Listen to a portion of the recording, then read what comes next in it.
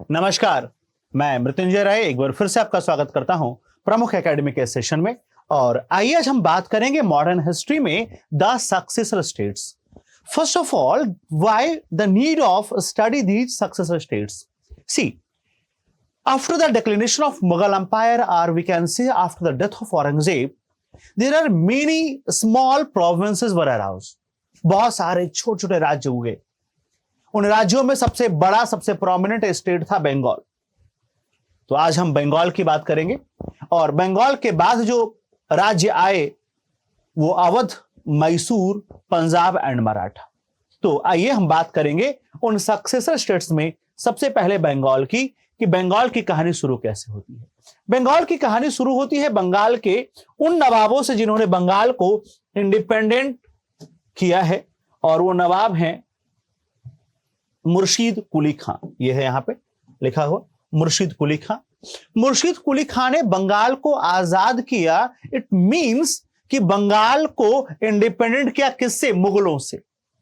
He was appointed the Subedar of Bengal by the Mughal emperor, but after the death of Aurangzeb in 1717, he announced himself, he declared himself as independent Nawab of Bengal. So, founder of Bengal, it means independent Bengal. Founder of independent Bengal. ये बंगाल का क्या बना? तो ये बंगाल का independent शासक बना, स्वतंत्र शासक बना ये बंगाल का। ठीक है, अब मुर्शीद कुली खां को क्यों जानते हैं हम? वाई, क्या नीड है मुर्शीद कुली खां को पढ़ने का? तो देखिए, मुर्शीद कुली खां से जो क्वेश्चन आता है, एक तो इसे साउथ इंडिया का टोडरमल कहा जाता है। क्यों? He was known for his land revenue policies. He was known for his land revenue policies. He was known for his land reforms. That's why he was known as Murshid Quli Khan of South India. During the term of Aurangzeb, Todramal of South India, during the term of Aurangzeb, he was commander and he was head of revenue department in Deccan. So इसे क्या कहते हैं? Known as Todramal of South India. इसे दक्षिण भारत का टोडरमल कहा जाता है क्योंकि ये बंगाल का नवाब बनने से पहले डेक्कन में रेवेन्यू को हेड कर रहा था। रेवेन्यू डिपार्टमेंट का ये हेड था। क्या क्या किया इसने? ही स्टार्टेड इजारेदारी। Do you know what is इजारेदारी सिस्टम? इजारेदारी मींस लैंड टेनेंसी, जमीन की किराएदारी, ठेकेदारी जिसे कह लीजिए, पट्टेदारी कह लीजिए। इसने क्या किया कि देखो, आपके पास जमीन है, जैसे मैं बताऊं आपको कि I also belong with the peasant family, और हमारे यहां पीजेंट फैमिली होने के बाद आज कोई खेती नहीं करता। तो अगर ऐसा बहुत सारा फैमिली है इंडिया में जिसके पास जमीन तो है बट वो खेती नहीं करता, उसका प्राइम फोकस कुछ और है, उसका प्राइम प्रोफेशन कुछ और है। अब हम लोग सिर्फ नाम के किसान बचे हैं। मतलब मैं तो किसान नहीं हूं, हमारे यहां 2-3 पीढ़ियों पहले मेरे पिताजी भी किसान नहीं, मेरे grandfather was peasant and he left the government job during the British government for his agriculture. तो लैंड ज्यादा थी। अब इसने क्या दिमाग चलाया कि ऐसा बहुत सारा फैमिली है जिसके पास बहुत सारा जमीन है, या तो वो सारे जमीन पर कल्टीवेशन नहीं कर पा रहा है या वो कुछ और काम कर रहा है, उसको कल्टीवेशन करना ही नहीं है। तो इसने क्या किया? उन सारी जमीनों पर इजारेदारी प्रथा शुरू की, इजारेदारी सिस्टम किया। उनको क्या किया? उनको ठेके पर जो है किसको दे दिया? काश्तकारों को या किसानों को दे दिया, पीजेंट्स को दे दिया, और बोला कि ठीक है भाई, तुम्हारी जमीन हम इसे ठेके पर दे रहे, ये इसमें क्या करेगा? तो इसमें इसका जो मन करे वो उगाए, हमको मतलब नहीं है। तुम उस खेत में चाहे सोना उगाओ चाहे तुम मिट्टी उगाओ, हमसे मतलब नहीं। हमें एक फिक्स अमाउंट चाहिए annually. That is what? That is the इजारेदारी सिस्टम। रेंट कहते हैं इसको, रेंट, लैंड टेनेंसी कहते हैं इसे। क्या कहते हैं इसे? इसे कहते हैं लैंड टेनेंसी।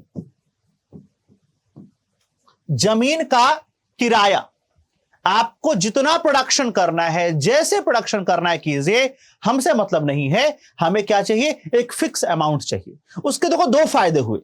एक फायदा यह हुआ कि वो जमींदार जिसके लिए वो लैंड लगभग एनपीए था, भाई जमीन पड़ी है तो अपने से कुछ होगा नहीं उस जमीन में, एनपीए, नॉन परफॉर्मिंग एसेट है, नॉन परफॉर्मिंग एसेट है, अब उसे उस जमीन से कुछ कुछ प्रोडक्शन मिल रहा है, पहला फायदा, तो उसको पैसा मिलने लगा तो वो खुश है। दूसरा, प्रोडक्शन बढ़ेगा तो भूखमरी नहीं होगा, स्कार्सिटी ऑफ फूड नहीं होगा, तो कोई भी व्यक्ति भूख से नहीं मरेगा, तो एडमिनिस्ट्रेशन अच्छा रहेगा। तीसरा, अगर प्रोडक्शन अच्छा होगा तो जिसके पास खेती नहीं है वो भी ज्यादा उगा पाएगा अनाज, तो उसका भी लाइफ स्टाइल क्या होगा, अपलिफ्ट होगा। इट मीन्स कि emperor, landlords and peasant all are happy, all are happy. ये था सिस्टम इजारेदारी का। आज भी आपके यहां भी जमीनों को पट्टे पर खेती पर दिया जाता है, आज भी ये इजारेदारी सिस्टम चलता है। और जब भी आपको एक बात और ध्यान दीजिए, आपको बताता हूं, यूपीएससी के अलावा अगर आपको आपकी जमीनें किसी भी किसान को देनी हो खेती करने के लिए, तो एटलीस्ट स्टैंप पे 10 रुपए का स्टैंप हो, स्टैंप पे रजिस्ट्री होनी चाहिए, यानी उसको एग्रीमेंट होना चाहिए स्टैंप पे। अदरवाइज सरकार का नियम है कि अगर 10 साल किसी ने खेती कर लिया आपके खेत में, वो खेत गया आपके हाथ से, वो उसका मालिकाना हक प्राप्त कर सकता है। भाई मौके पे तो कब्जा है खेत पे उसका, वो खेती कर रहा है, तो मालिकाना हक कभी भी प्राप्त कर सकता है। इसलिए क्या होना चाहिए, एक एग्रीमेंट होना चाहिए। ठीक है, लैंड टेनेंसी का ये एक्ट है। कल को आप कलेक्टर बनेंगे, आपको यही पढ़ना पड़ेगा, लैंड टेनेंसी एक्ट। और आज में ये जो बिहार और बंगाल का लैंड टेनेंसी एक्ट है, वो यही लैंड टेनेंसी एक्ट है जो इजारेदारी सिस्टम में मुर्शिद कुली खां के टाइम पे अवेलेबल था। Got it? Okay fine. अब हम लोग बात करें कि ये बंगाल जो है ना, जिस बंगाल के बारे में हम लोग चर्चा कर रहे हैं और मुर्शिद कुली खां की बात कर रहे हैं, मुर्शिद कुली खां ने खेती को और बेटर करने के लिए, कल्टीवेशन एग्रीकल्चर को और बेटर बनाने के लिए क्या किया, तो इसने जो है एग्रीकल्चरल लोन दिया है। एग्रीकल्चरल लोन दिया है। और वो एग्रीकल्चरल लोन क्या है, तो एग्रीकल्चरल लोन जो है उसे सोंधर या तकाबी कहते हैं। सोंधर, आपने मिडाइवल, आपको मैंने पढ़ाया है, आपने पढ़ा है मिडाइवल में, सोंधर या तकाबी क्या कहेंगे उसे, तो उसे सोंधर कहेंगे या उसे तकाबी कहेंगे। तो सोंधर या तकाबी जो है उसने क्या किया, एग्रीकल्चरल लोन प्रोवाइड किया है, किसे, किसानों को। अब हम बात करते हैं कि बंगाल के, हम जिस बंगाल की बात करते हैं उस बंगाल का ज्योग्राफिकल एक्सपेंशन कितना है, ज्योग्राफिकल टेरिटरी कितनी है उस बंगाल की। तो इस बंगाल में आज का पश्चिम बंगाल प्लस आज का आधा से ज्यादा बिहार प्लस आज का झारखंड प्लस ओडिशा और आसाम का एक ही जिला शामिल था, Sylhet, plus Bangladesh, BD. WB is West Bengal, BR for Bihar, GH for Jharkhand, OD for Odisha, AS for Assam and BD for Bangladesh. It means the largest province of that time, before independence, the largest province. Bengal, Bihar, Jharkhand, Orissa, Assam और पूरा बांग्लादेश इस बंगाल में शामिल है। अब एक सवाल उठता है कि बंगाल जितना ये बड़ा प्रोविंस है, क्या इतना रिच है? जैसे क्वेश्चन आता है मेंस में कि रॉबर्ट क्लाइव और डुप्ले दोनों भारत की चाबी ढूंढ रहे थे। Both were looking for the key of India. Dupleix was looking at Madras, he didn't get, and Clive was looking at Bengal and he got it. Clive Bengal में ढूंढा और पा लिया, और डुप्ले कहां ढूंढ रहा था, तो डुप्ले ढूंढ रहा था मद्रास में और उसे मिला नहीं। डुप्ले मद्रास में ढूंढ रहा था, उसे नहीं मिला। और क्लाइव जो है कहां ढूंढता है, तो क्लाइव ढूंढता है बंगाल में और उसे वो चाबी मिल जाती है। तो बंगाल में भारत की चाबी कैसे है, वाई कि भारत की चाबी को बंगाल में ढूंढा और पा लिया, तो क्या था ऐसा बंगाल में, आइए इसकी बात करते हैं हम लोग। तो देखो, बंगाल जितना बड़ा प्रोविंस है, बंगाल उतना ही रिच प्रोविंस है। वो जितना बड़ा प्रोविंस होगा उतना ही रिच प्रोविंस है। कैसे? हाँ, बंगाल बड़ा प्रोविंस के साथ साथ रिच प्रोविंस कैसे है, ये आपको देखना होगा। आइए देखते हैं कैसे है रिच। देखो यार, बंगाल में एक तो पहले बात करो रॉ मटेरियल्स की। रॉ मटेरियल्स है क्या बंगाल में? हाँ, यस, लुक एट दिस। कोल है, आयरन है, भाई पूरा अभ्रक है, झारखंड पूरा कोल बेल्ट है, रानीगंज कलकत्ता कोल बेल्ट है, बोकारो स्टील प्लांट क्यों लगा वहां पे, तो आयरन के ओर मिलेंगे आपको, कोल पूरा मिलेगा, माइका अभ्रक मिलेगा आपको। उसके अलावा टी मिलेगा आपको दार्जिलिंग, आसाम, ओडिशा। और भारत तो सबसे बड़ा एक्सपोर्टर था टी का, और सबसे शानदार चाय जो थी वो भारत से, तो टी मिलेगा आपको, एक्सपोर्ट मिलेगा ना आपको वहां से। तो रॉ मटेरियल्स बहुत अच्छा है। अच्छा, एग्रीकल्चर की बात कीजिए। एग्रीकल्चर भारत का कैसा था, बंगाल का स्पेशली? ये बताओ कि एग्रीकल्चर कहां अच्छा होगा? जहां पे पानी होगा, जहां पे प्रॉपर इरिगेशन होगा। तो बंगाल में तो इरिगेशन की प्रॉब्लम थी ही नहीं। क्यों नहीं प्रॉब्लम थी बंगाल में? क्योंकि बंगाल में एग्रीकल्चर या इरिगेशन की प्रॉब्लम नहीं थी, क्योंकि जितनी भी नदियां हैं जो बंगाल की खाड़ी में जाके गिरेंगी वो क्या उड़ के जाएगी? सारी नदियां बंगाल होके जाएंगी। अगर आप बात करो तो पेनिनसुलर इंडिया की दो नदियां नर्मदा और ताप्ती को हम छोड़ दें तो बाकी सारी नदियां बंगाल की खाड़ी में, हिमालयन रीजन की सारी रिवर्स बंगाल की खाड़ी में। तो बंगाल में सारी नदियां हैं, यानी बंगाल में बेस्ट जो है इरिगेशन सिस्टम है। तो प्रोडक्शन क्या होगा? आज भी राइस या पैडी के प्रोडक्शन में, जूट के प्रोडक्शन में बंगाल टॉप पे है। क्यों? दोनों मोस्ट वाटर कंज्यूमिंग प्रोडक्ट है। सबसे ज्यादा पानी चाहिए धान को और जूट को, पैडी एंड जूट को चाहिए। देखो बंगाल में होता है, टॉप पे है बंगाल। सो एग्रीकल्चर चलो बहुत अच्छा था। और क्या था सोर्स ऑफ रेवेन्यू? पोर्ट। कौन सा पोर्ट? हुगली का पोर्ट। 24x7x12 साल के 12 महीने, सप्ताह के 7 दिन और दिन के 24 घंटे चलने वाला port. All weather all season open port है हुगली का पोर्ट, क्योंकि रिवर पोर्ट है और पूरा ईस्ट को जोड़ने वाला पोर्ट है।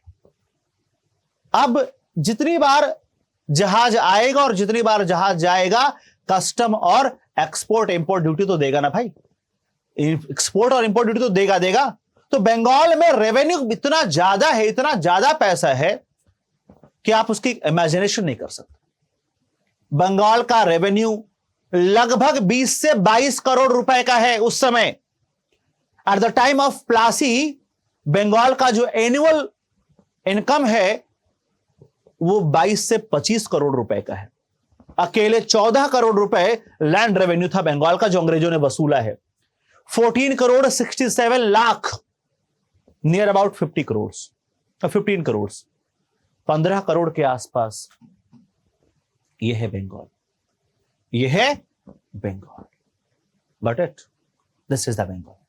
सो हम इस बंगाल की कहानी कह रहे हैं। अब इस बंगाल में मुर्शिद कुली खां के बाद बहुत अच्छे एम्परर्स नहीं आए। आइए बात करते हैं कौन कौन सा आया एम्परर इसके बाद। अब बंगाल में आएगा सुजाउद्दीन, और सुजाउद्दीन खान जो है ये मुर्शिद कुली खां का दामाद है। इसके अलावा इसके बारे में और कोई डिटेलमेंट नहीं, और कुछ नहीं, कुछ किया ही नहीं इसने। इसके बाद आएगा सरफराज खां, जो इसका बेटा है, सुजाउद्दीन का बेटा है। और इसे जो है he was in 1740 he was defeated by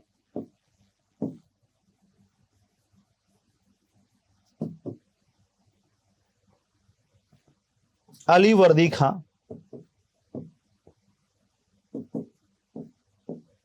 at the Battle of Giria.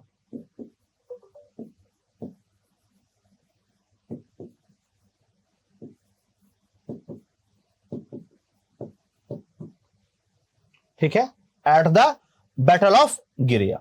ठीक है, 1740 में, 1740 में he was defeated by Ali वर्दी खां। ये अली वर्दी खां से हार गया। कहां पे? एट द बैटल ऑफ गिरिया। गिरिया के युद्ध में हारा। और किससे हारा? अली वर्दी खां से हारा। ठीक है, किससे हारा? अली वर्दी खां से हारा गिरिया के युद्ध में। और उसके बाद अब अली वर्दी खां बनेगा बंगाल का नवाब। And after Murshid Quli Khan he was most capable nawab of Bengal. He was most compatible nawab of Bengal. ठीक है, तो आइए हम लोग बात करेंगे मुर्शिद कुली खां के बाद जो सबसे अच्छा नवाब आया वो है अली वर्दी खां। ये है सरफराज खां, और अब बात करेंगे अली वर्दी खां। आइए, अली वर्दी खां को मैंने बताया था कि गिरिया के बैटल में इसने, अली वर्दी खां ने डिफीट किया सरफराज खां को और बंगाल का नवाब बना। यह पहला आदमी है जो मुर्शिद कुली खां की फैमिली से नहीं है। मुर्शिद कुली खां की फैमिली से नहीं है। तो अब इसको क्या चाहिए था? तो अब इसे चाहिए था रिकॉग्निशन। इसलिए इसने 2 करोड़ रुपया मुगल एम्परर को दिया ताकि इसकी पोस्ट को परमानेंसी मिले। और इसके बारे में एक ही सवाल आता है, ही कंपेयर्ड यूरोपियंस विथ हनी बीज। He compared Europeans with Honey बीज। इसने यूरोपियों की तुलना किससे की है? तो इसने यूरोपियों की तुलना मधुमक्खी से की है। अब ये कहता क्या है? इसकी एक बेटी है, इसने अपनी बेटी के बेटे से कहा कि बेटा यूरोपियों को मत छेड़ना, they are like honey bees, don't disturb the Europeans, they are like honey bees, if you will disturb them they will bite you, otherwise give you honey. कहा यूरोपियों को मत छेड़ो, छेड़ोगे तो काट लेंगे, नहीं तो शहद देंगे। ये बात इसने कही है किससे? ये बात इसने कही है अपनी छोटी बेटी के बेटे सिराज उद्दौला से।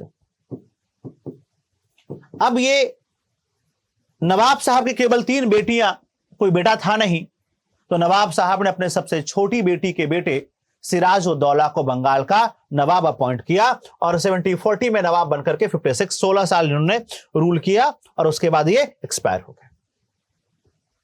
मरने से पहले अपने सबसे छोटी बेटी के बेटे को इन्होंने नवाबी दे दी है और अब यहां से बंगाल की कहानी शुरू होगी ब्रिटिशर्स के साथ क्लैश।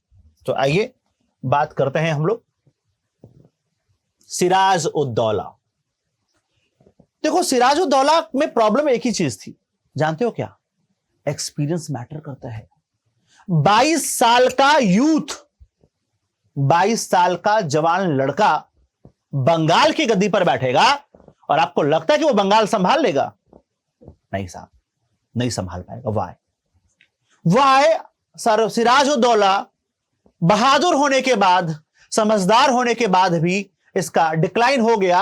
1.5 साल में खत्म कहानी, महज 1.5 साल, 1.5 ईयर, और बंगाल इसके हाथ से फिसल गया। कैसे? जब व्यक्ति यंग होता है ना तो उसे लगता है कि वो बहुत कुछ जानता है, उसके पास बहुत पावर है और वो किसी की नहीं सुनता। दूसरों की सुनना सीखिए और उसको सोच समझ के फॉलो कीजिए।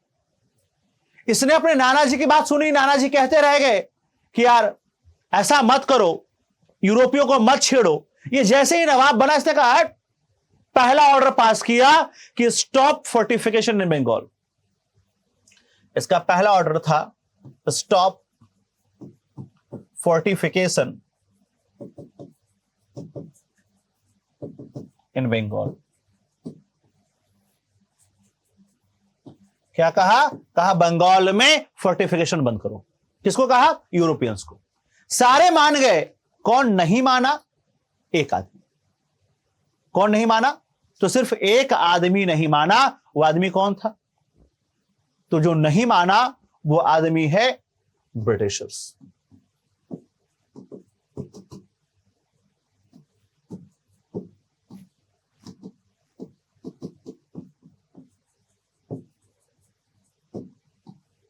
अंग्रेजी कंपनी ने ध्यान नहीं कहा, हटाओ, ऐसे बहुत नवाब आए और बहुत नवाब गए, हमें फर्क नहीं पड़ता, हम नहीं मानेंगे। तो ये नहीं माने, ये नहीं माने। बोला ऐसे कई नवाब आए और कई नवाब चले गए, हम मानने को तैयार नहीं है, नहीं माना। ठीक। अब एक दिन क्या हुआ कि नवाब साहब निकले अपनी दलबल के साथ थोड़ा टहलने के लिए, तो ये मुंगेर पहुंचे और मुंगेर में ब्रिटिश एक फैक्ट्री है, उस फैक्ट्री का नाम है कासिम बाजार फैक्ट्री। क्या नाम है? कासिम बाजार फैक्ट्री। कहां पे है? मुंगेर में है।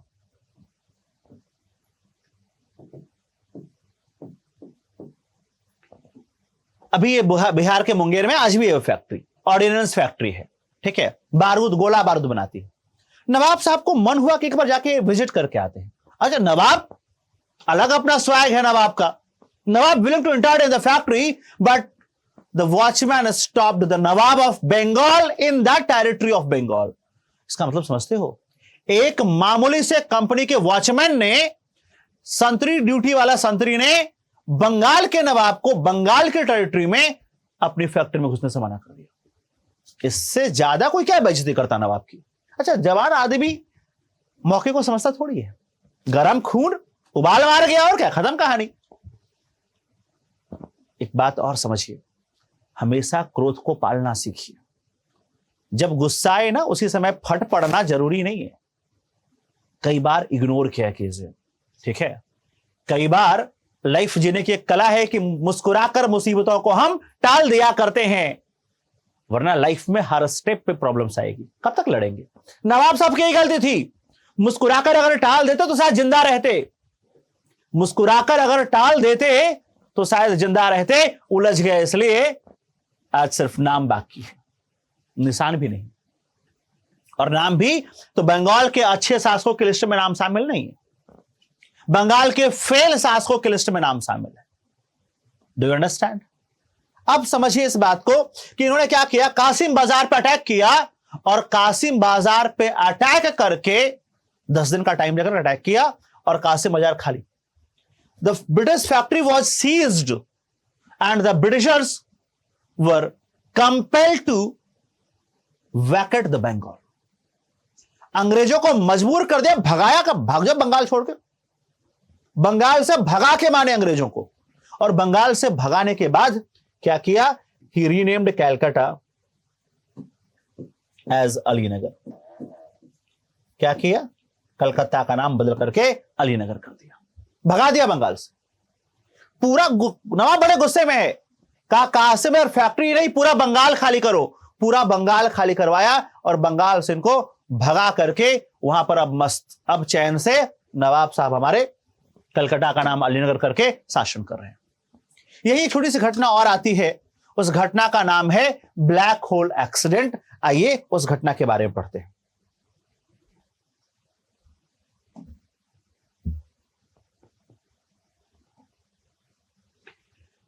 आइए बात करते हैं ब्लैक होल एक्सीडेंट की।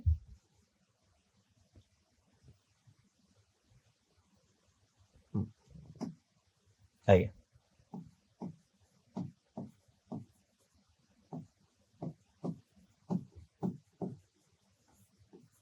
Black hole tragedy.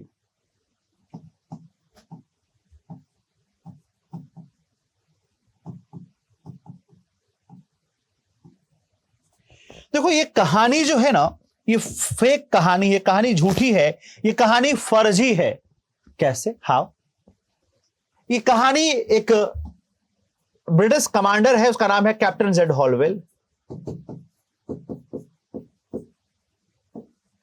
क्या नाम है? Captain Z Holwell. एक ब्रिटिश कमांडर है जिसका नाम है कैप्टन जेड हॉलवेल। और अब ये कैप्टन जेड हॉलवेल ये कहानी सुनाना चाहता है और कहानी सुना रहा है। इसने कहा कि नवाब सिराजुद्दौला ने एक छोटा सा कमरा जिसका उसने डायमेंशन दिया है 14 बाई 18, इस रूम का डायमेंशन है 14 फीट बाई 18 फीट, और कहा इस छोटे से कमरे में 90 जून की नाइट को, ये कहानी 20 जून को सुनाई गई, कहा 90 जून की रात को, और ये कमरा कहां है, तो फोर्ट विलियम का कमरा है ये, ठीक है। फोर्ट विलियम में छोटे से कमरे में नवाब साहब ने क्या किया है, 146 अंग्रेजों को कन्फाइंड किया, 146 ब्रिटिशर्स को कन्फाइंड किया, कैद किया, और बोला अच्छा जो कमरे का साइज दिया है ना, इस स्मॉल डायमेंशंस रूम्स में 146 तो कभी नहीं आएंगे, इम्पॉसिबल है, नेक्स्ट टू इम्पॉसिबल है, कभी नहीं आएगा भाई। अरे यार इंसान है, भेड़ बकरी थोड़ी कि एक के ऊपर एक भेड़ खड़ी होगी, एक आदमी के ऊपर दूसरा थोड़ी थोड़ी चढ़ा रहेगा, खड़ा रहेगा ना कमरे में, ठीक है। तो ये डायमेंशन बहुत छोटा था, इस कमरे में 146 का स्ट्रेंथ आ पाना नेक्स्ट टू इम्पॉसिबल था। हार्डली इस रूम की कैपेसिटी 60 to 70 रही होगी। चलो ठीक है, ये भी मान लेते हैं। बोला अगला क्या हुआ, कहा नेक्स्ट मॉर्निंग ओनली 23 वर अलाइव, कहा अगली सुबह जो है केवल 23 जिंदा बचे, 123 वर डाइड।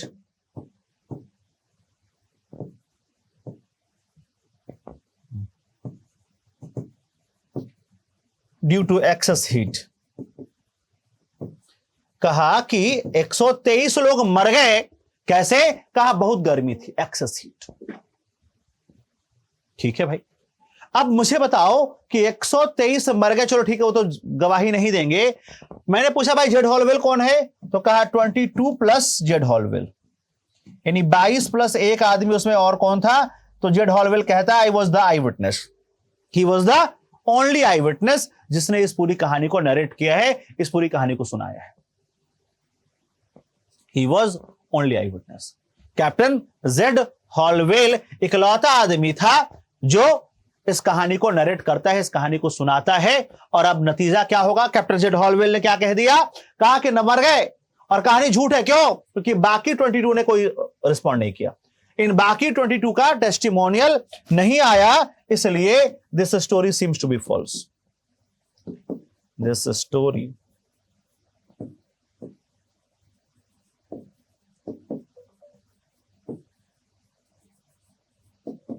ये कहानी झूठी है, ये कहानी गलत प्रतीत होती है। This story seems to be false, ये कहानी झूठ प्रतीत होती है। Got it? ये कहानी अब सही प्रतीत नहीं होती है, ये कहानी क्या होती है? तो अब झूठी प्रतीत होती है कहानी। Got it? This story seems to be false, झूठ है कहानी, फर्जी है, ऐसा हुआ नहीं था, ऐसा कुछ भी नहीं हुआ था, ऐसा कुछ भी नहीं हुआ था। बोलो क्लियर है बात? Is that clear? यहां तो कोई समस्या नहीं किसी को? चलिए आगे चलें। अब हम लोग बात करेंगे कि अब ये स्टोरी फर्जी है और उसके बाद क्या होगा। तो अब इसके बाद हम लोग बात करेंगे ब्लैक होल एक्सीडेंट की। Sorry, treaty of Alinagar.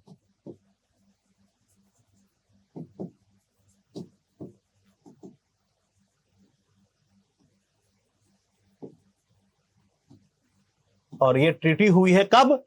तो ये ट्रीटी हुई है फरवरी 1757 में। रॉबर्ट क्लाइव और नवाब सिराजुद्दौला के बीच होगी। किसके किसके बीच होगी?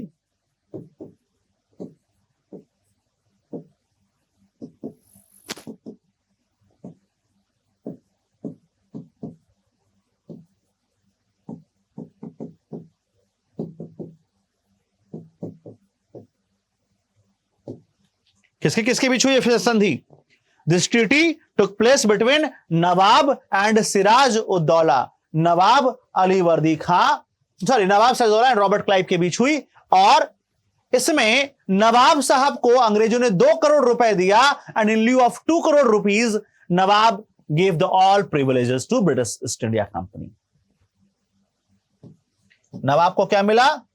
2 करोड़। किसको मिला? नवाब को। और इसका रिजल्ट क्या हुआ?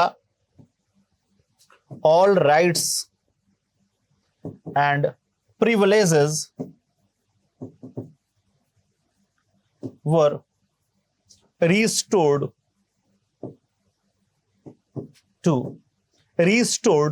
to British East India Company.